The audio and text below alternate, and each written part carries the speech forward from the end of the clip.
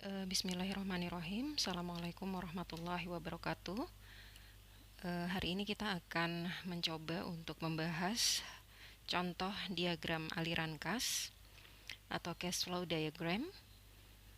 Pada contoh ini saya ambil sebuah kasus. Yang pertama, seorang investor akan menanamkan modal selama 5 tahun.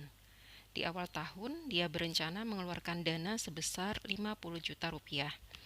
Selama 5 tahun diprediksi besaran pengeluaran dan pemasukannya sebagai berikut. Pada tabel ini nanti akan menggambarkan bagaimana prediksi aliran kas termasuk pengeluaran dan pemasukannya.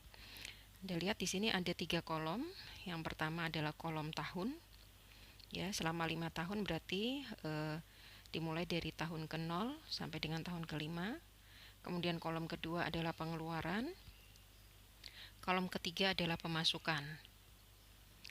Ya, yang ditanyakan adalah bagaimana Anda bisa menggambarkan diagram aliran kas dari persoalan tersini. Nah, yang perlu difahami bahwa diagram aliran kas ini adalah sebuah model, ya, model untuk menggambarkan sebuah kasus penyelesaian dengan menggunakan analisa ekonomi teknik, sehingga harapannya bahwa model yang digunakan ini dapat membantu menyelesaikan masalah, menyederhanakan persoalan yang akan dipecahkan. Nah, yang perlu difahami adalah kita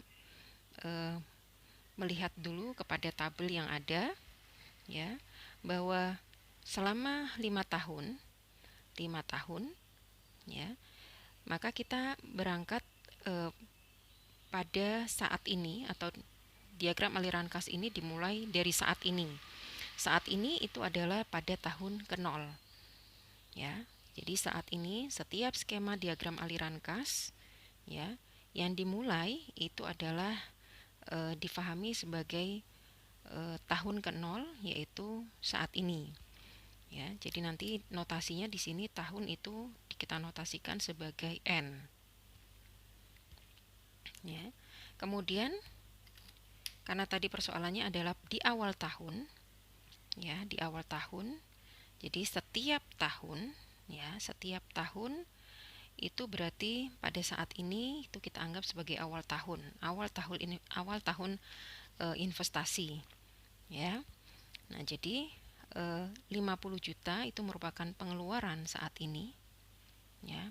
Investasi yang dikeluarkan pada saat ini yaitu 50 juta. Ya, kita pahami dulu maksud dari tabel ini. Kemudian pada saat ini belum ada pemasukan, ya, baru ada pengeluaran. Kemudian di tahun ke-1 itu juga belum ada pengeluaran lagi, tapi ada pemasukan sebesar 5 juta. Di tahun kedua belum ada pengeluaran, namun ada pemasukan 6 juta. Di tahun ketiga ada pengeluaran sebesar 5 juta dan pemasukan sebesar 7,5 juta. Di tahun keempat 0, belum ada pengeluaran. Di tahun keempat juga itu pemasukan sebesar 10 juta. Dan di tahun kelima itu juga belum ada pengeluaran, namun ada pemasukan sebesar 20 juta. Nah, ini yang akan kita gambarkan melalui diagram aliran kas. Nah, seperti pembahasan minggu lalu bahwa kita menyepakati, ya, diagram aliran kas ini dilihat dari sudut pandang si peminjam, ya, si peminjam, ya, atau kita memahami bahwa setiap pengeluaran itu kita beri tanda negatif, ya, dan setiap pemasukan kita beri tanda positif. Ini hanya sebagai tanda saja untuk membedakan. Nah, maka di sini bisa kita berikan tambahan, ya, tanda untuk nanti memudahkan pada waktu Anda membuat diagram aliran kas. Ya, di sini setiap pengeluaran diberi tanda negatif dan setiap pemasukan diberi tanda positif. Ya. Baik, sekarang kita akan memulai untuk menggambarkan diagram aliran kasnya. Baik, kita lanjutkan, ya, untuk membuat sebuah diagram aliran kas dari tabel yang sudah kita buat tadi, ya. Jadi Anda ingat bahwa ada 3 hal yang perlu dimiliki dari sebuah diagram aliran kas.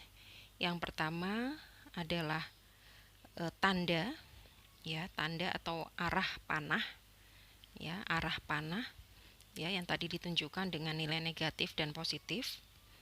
Kemudian yang kedua adalah size-nya atau ukuran, ya, yang menunjukkan besarnya pengeluaran dan pemasukan, itu yang harus kita modelkan.